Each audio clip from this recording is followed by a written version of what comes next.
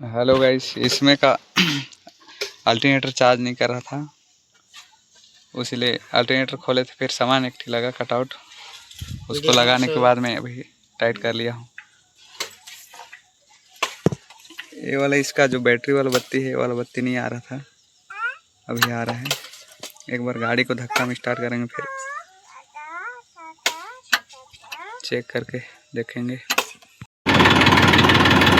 पहले आरपीएम सब भी नहीं बता रहा था, ये यहाँ बस ये बैटरी वाला लाइट यहाँ बस था, वो वाला भी बंद नहीं हो रहा था। ये बैटरी वोल्टेज नहीं बढ़ रहा था, अभी बैटरी वोल्टेज भी बढ़ रहा है।